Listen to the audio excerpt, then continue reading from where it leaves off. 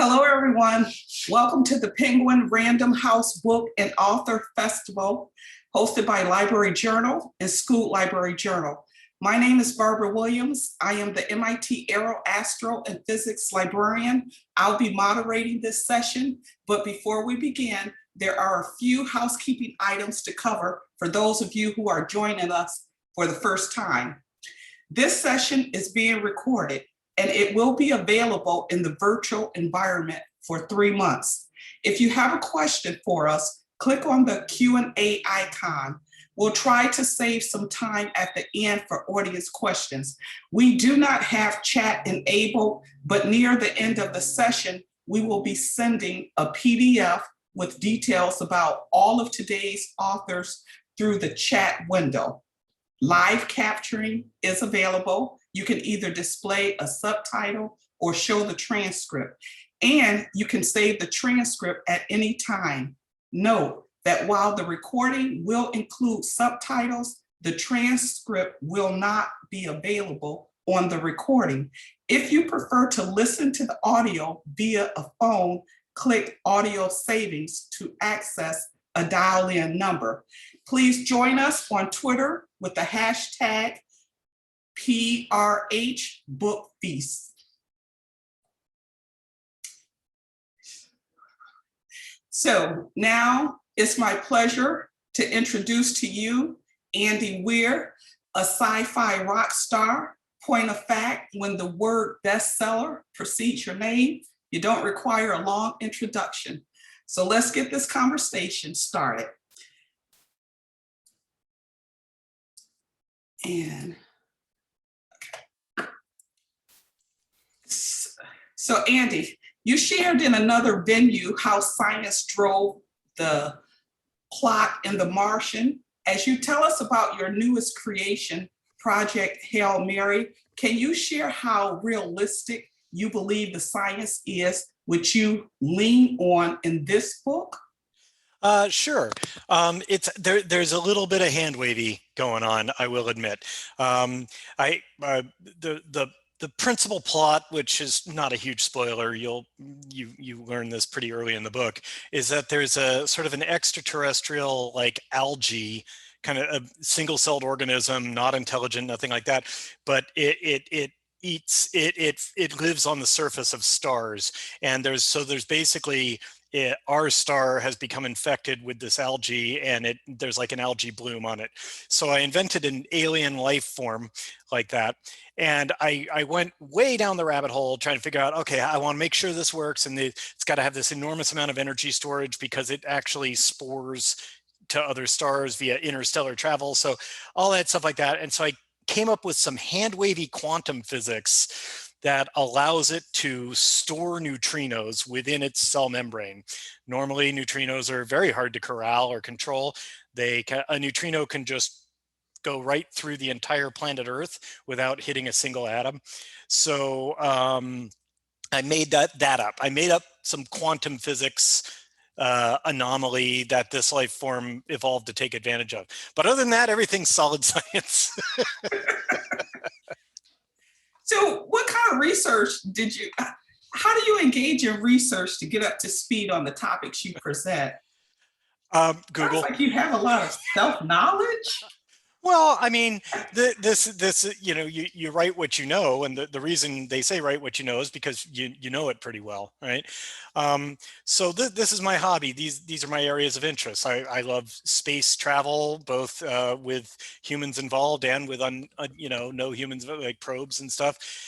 And I'm also interested in relativity and quantum physics and stuff like that. So that's my interest level. So if you imagine a gearhead who's all about cars and stuff like that, that person's going to know a lot about cars.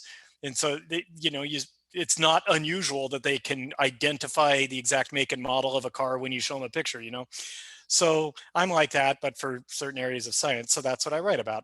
And then for everything I don't know, that gives me a good foundation, but I do a ton of research for my books, and it's always just Google. People think I have like a contacts list full of NASA employees and stuff like that, and I do, but Google's faster. So as a tag along question, what weird or exciting factoid did you learn in researching Project Hail Mary? And I think this question comes from I listened to what you learned from The Martian about the poop. So I was wondering, what interesting factoid did you learn from Project Hail Mary? Well, I get there's a lot of interesting things I learned. This is a first, so Project Hail Mary includes interstellar travel, right? Traveling from one star to another. Um, and also traveling at near the speed of light, or speeds approaching the speed of light. And I found out one interesting thing is when you're going that fast, when you have a ship going almost the speed of light, so space is not a perfect vacuum. There's a little bit of matter out there. So if you were out, somewhere between Earth and Mars, you'd have like something like, I think, 1 million hydrogen atoms per cubic meter, which is like nothing. I mean, under normal circumstances, there'd be like 10 to the 27th or something like that hydrogen atoms if you were on Earth. But so there's just this very sparse thing, and between stars, it's even less. It's like 1 hydrogen atom per cubic meter kind of thing. Like, I mean, it's maybe it's not that much, but maybe it's not that little, but it's very, very little. I mean, it's a better vacuum than we can make in laboratory conditions here on Earth, but still, it's not zero. So when you're traveling that fast, even that tiny amount of like random atoms and particles out in space adds up. And so your spaceship will encounter some wind resistance. Yeah. And so you have to actually, if you're going to be traveling nearly the speed of light and going from one star to another, you have to actually consider like drag. You have to actually try to make your ship a little streamlined. If you think about our spacecraft today, you look at the International Space Station or look at the old, Apollo lunar module, none of that stuff needed to care about air resistance, because it was in space. But if you're going to be going near the speed of light, you have to be a little more streamlined. So how do you utilize fiction as a genre? For example, is it from an aspirational perspective, like to advance an idea in its infancy, or is it to comment or speculate on what's going on today or what you hear is going on?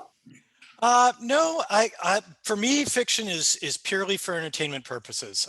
So all my writing, I never have a point or a moral or anything like that.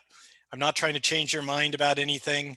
I'm not trying to comment on anything contemporary. I have no objective other than to just entertain the reader. And when you're done with one of my books, I want you to think, oh, that was cool. And that's it. I have nothing beyond that I'm shooting for. Okay, but so the science that underpins your writing, how realistic do you have any thoughts on how realistic you think it is? Well, I try to be as realistic as possible, but in the end, I do have to tell a story, right? So I have to make things interesting. There's some hand waving in all of my books, but for the most part, unless I have no other option, I'll just go with what real science says would happen. And that turns out to be really cool because oftentimes science will help me, drive the plot. I'll go down a rabbit hole, like, looking something up. Okay, how would my protagonist do this? How would this work? How does this work? And then I'll find something that's something I didn't know, something I never knew before. And I'll be like, oh.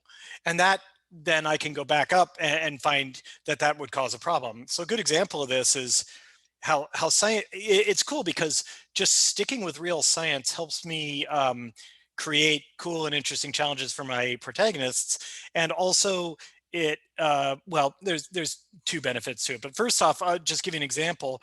When I was writing The Martian, I personally don't know anything about how to, farm potatoes, right? So I had to look that up, and I'm just doing a bunch of research on, okay, how do you grow potatoes, this, that, and the other thing. And I found out that just one of the articles said, oh, the overall moisture content of the soil has to be at least like such and such. And I was like, I hadn't thought about that, but of course it does, You can't just have bone dry soil that it's growing in, or it'll leach out all the water out of the potato plant, right? So it needs to have a certain amount of water in the soil. And then I'm like, oh, but Mars is like, that water is not present. So wait, Mark Watney would have to make water, and there's no way that I did the math, and I'm like, there's just an enormous amount of water that he's going to require to do this, and there's no way that they would have brought that much along for a Mars mission, especially considering water can be recycled. So I was like, oh, this is a big problem for me. I've got to figure out how to deal with this. And I'm like, wait, it's not a problem for me. It's a problem for Mark Watney. He's got to figure out a way to deal with this. So it was funny that just while doing the research, I ended up running into this cool plot point, you know. The other real benefit to sticking with real science is that real science is an internally consistent system. If you come up with like, you know, oh, this is how magic works and you have to do this with your magic wand and this is how this works and stuff like that, then as you reach the edge cases, you have to go like, wait, oh, okay, well, what about this and what about that? And you have to start thinking about it. Well, I don't have to do that. If I stick to real science, other people have already found all the edge cases and found out what happens. And the universe is good at being internally consistent. It works. And so no matter what weird edge case or strange thing is going on, I can go like, well, okay, what would happen then? You know? So once you have completed a writing project, are you energized or exhausted? If energized, how do you exploit that energy? And if exhausted, how do you recharge? And how long does that process take? I would say exhausted. Um, yeah, I'm not like super excited or, oh boy, I'm ready to go on my next book. I'm just like, okay, no writing for a little while. And usually what I like to do is woodworking. Woodworking or hobbyist woodworking, like clockwork type stuff. That's the sort of hobby that I like to make. I like to make my own clocks, stuff like that. Not the whole mechanism, you know, not the whole like from scratch. Like I get just a little quartz movement, which is just, it runs it, but I make custom features off of that. Like I'll attach a gear to the shaft that controls the hour hand, and then I'll have that run like a phase of the moon indicator or a day of the week indicator or something else like that. So that's the sort of stuff I like to do for fun. Oh, cool. Yeah. What did you, if you could share with us, what did you edit out of this book and why? Huh, good. Oh, okay. So one thing I did was in this book, there was a pretty gritty subplot where, so basically Earth is in peril. Earth, the entire planet and everyone who lives on it is, you know, we're all going to die if this mission fails. And so the person in charge of that, her name is Strat, she is willing to sacrifice anything to make sure this mission succeeds, right? There's no price that's too high to pay, right? Because the entirety of humanity is at stake. And so I was going to have a subplot in there where there's this brilliant scientist who's like the only person who can solve this one problem, but he's in prison for having like murdered his wife, or not even that, like he'd murdered a woman he was stalking or something like that. And so he's you know, crazy kind of, well, not, well, I mean, yeah, crazy, but not legally insane or anything. He's in jail for murdering someone. And so, but the character's name is Strat, and she brings him onto the project and gets him out of jail and stuff, because she's like, okay, well, I mean, it's not that I like think murder's okay, but the you know, 7 billion people are going to die if we don't succeed in this. And anyway, and then I was going to have him like murder someone like critical to the project. Like he was going to kill someone because he's a crazy murderer, and he becomes obsessed with this other woman who's on the project, and then he murders her. and then so I wanted to have that subplot to show that it's like, yes, the stakes are high, but if you sacrifice all of morality to do something, that comes at a cost. And that was going to be a subplot, but that ended up being too gritty for the rest of the tone of the book. And it just ended up being like, you know, it really stood out as being a much more, I don't know, just much more brutal plot line than anything else happening in the book. It's like the rest of the book is kind of comparatively happy-go-lucky, and it's just like, I mean, there's a lot of very serious stuff going on, but nothing like that. And so it just didn't fit. And so in editing, I changed things around, changed the character. I removed that entire subplot. Okay, I'm going to go to the questions because, well, I'm going to skip out of order. One I think is relevant. It says, what does hand waving mean in this context? Hand waving is just a term. It means when an author goes like, and then, this happens.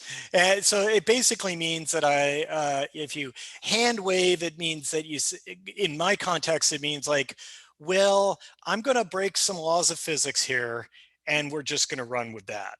And I'm not going to go into detail on why and how it works. It just does. And I need it to be, I need this for the story to happen.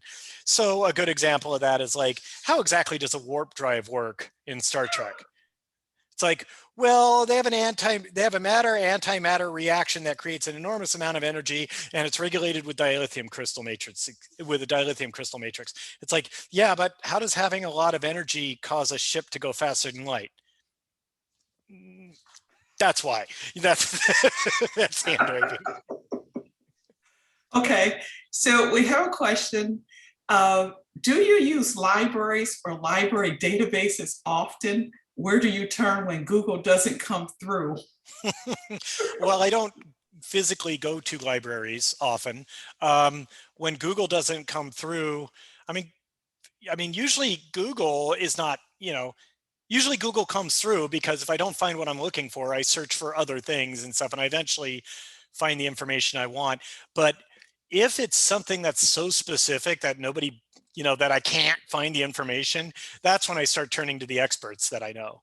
So for instance, fun story, when I was in high school, my high school physics class, I sat next to a guy named Chuck Duba.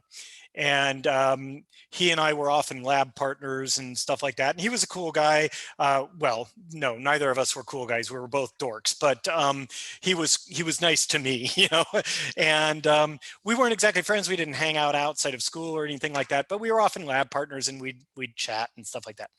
Anyway, fast forward to the modern day, Chuck Duba is now Dr. Charles Duba, who was part of a team that won the Nobel Prize for helping, for coming up with a way to narrow down what the mass of a neutrino is. And I needed information about how neutrinos work, really detailed information about how neutrinos work that I couldn't find online. So I emailed Chuck. And so that was really cool. That is just this weird coincidence. Well, it's always cool when you can go to the primary source. Yes, exactly. And so I talked about neutrinos with a guy whose whole job is studying neutrinos. Okay, so another audience member asked, has your comic Cassie and Andy been optioned for the screen? Is that comic? You got it. I made a web comic called Casey and Andy many moons ago, and it was just a silly comic about two mad scientists, and no, it has not been optioned for anything. Although I made another comic, Cheshire Crossing, which was a fun little web comic about Alice from Alice in Wonderland and Dorothy from The Wizard of Oz and Wendy from Peter Pan are now all teenage girls, and they're brought together at this institute called Cheshire Crossing to study why they're able to magically transport themselves to other dimensions. And they have adventures in each other's lands and, stuff like that. And so I wrote that long ago, and I did the art myself, and I'm a terrible artist. So once I got popular, they had Sarah Anderson, who is the author of Sarah's Scribbles, among other things, and she's a very talented artist. And they had her redo all the art, and then we released that as a trade paperback, and that's cool. And that's been optioned for a film. Okay, will it be an animation? I think they're thinking live action, but you never know. Yeah. Okay. What tone do you aim for when you're writing? Um, I go for aspirational, I guess, if I had to pick one word. Maybe I'm a bit of a Pollyanna, but I have a very high opinion of humanity. And people have gotten really negative lately, but I feel like humanity is pretty awesome, and we're pretty good at making the world better. If you pick any date in history, I bet you would rather live at that date than 100 years earlier, right? Like, as a rule, as time goes forward, the world becomes a better place to live. 2020 sucked, but I would rather live 2020 again than live in 1920, Mhm. right? I don't Yeah. have any friends who have died of tuberculosis. I've never seen a no colored sign on a window, in my whole life. And so 2020, even though it sucked, is much better than 1920. And so humanity is, in my opinion, always getting better. It's not always obvious in the short term, but it's always getting better. And so I put that into my writing. And so I often have, stories that revolve around like a lot of people working together for the common good, or or for some teamwork, collaboration, cooperation, that sort of stuff. And I think that's inherent. That little denouement at the end of The Martian, where they say like every human being has a basic instinct to help each other out. Mhm. That one, that's really how I feel. Okay, so we might have time for the last three. Okay, so this one is, when writing The Martian, were any astronauts or NASA administrators inspirations for your characters, or did certain facets of real NASA folks influence the characters' personalities? No, because I didn't know any.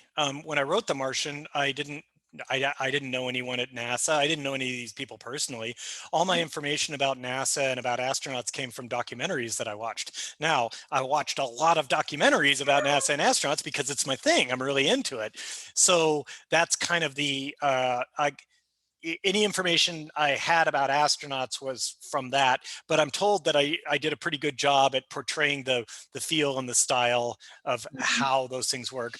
Also, when I was younger, I worked for a national laboratory called Sandia National Laboratories in Livermore, and that's a federally funded research facility. So the culture there, I kind of figured, well, I've never worked at NASA, but I know what it's like to work at a federally funded research facility. So I kind of transferred that kind of culture and science over, and I'm told it was fairly accurate, that I kind of captured what it's like. Okay, this short, I'm going to kind of combine these two. Well, one person just really just wants to say how much she's read all your books and she really loves your books, Well, thank you. and what's up next. And I want you to Project Hail combine Mary that. available May 4th.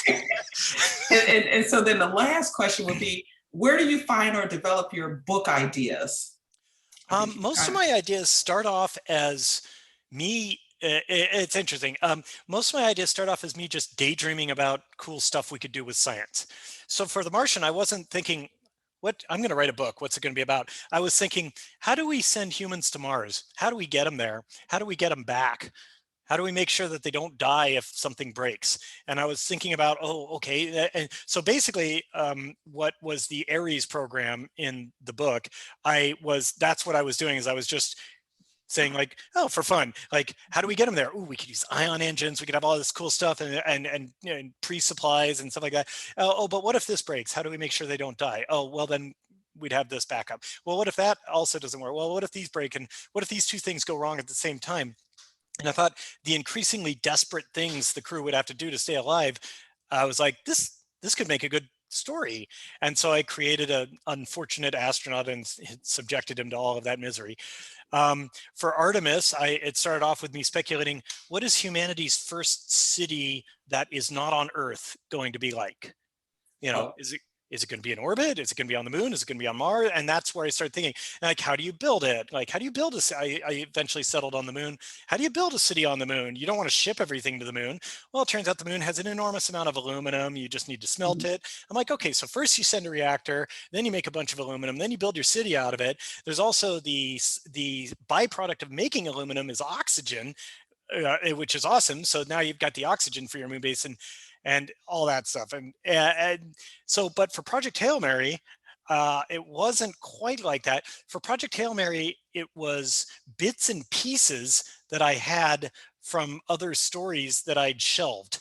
So one of the main science speculations for me was just going like, wouldn't it be neat if we had a fuel, some sort of spacecraft fuel that could store energy as well as like antimatter, like it's storing energy as mass and it can convert it into light and you use that as a propellant. Man, the things we could do with that.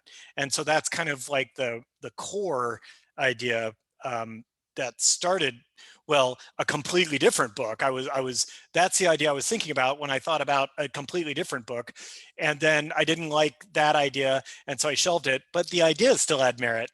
And so when I was working on Project Hail Mary, I was like, ooh, I could incorporate that. And ooh, I could incorporate like the character Strat in Project Hail Mary was originally from a different book that I also shelved, but her personality and the fact that she was like a person with like secret kind of semi-secret authority to like actually boss countries around if she needs to. It was pretty cool. Okay, let me jump in. So there's a lot of chat of how well people like your book and the fact that, you know, Thanks. they can only deal with astrophysics through your book. And somebody wanted to know when the next book, if that's a one answer question, because we got 1 minute. I still have to. Okay, sorry. I'm working on my next book now, but I haven't committed to actually, if this is going to be the one. Sometimes I'll get quite a distance in and decide this isn't working and I shelve it. So I'm not talking to anybody about it right now. Okay, thanks so much for the conversation, Andy, and thank you everyone for attending today. This session will be archived and available soon in the live sessions area. Please remember to save the transcript now. If you wish, do make sure to visit the exhibit hall for resources, giveaways, and in-booth chats. Next, we have 2 concurrent panels, genre bursting thrillers and finding your truth for young adults. And everybody just enjoy the rest of the day. And Andy, thank you so much. This was like the best 30 minutes I've spent today. Oh, thank you. Me too. Verify that. Okay. Good day, everybody. Thank you. All right.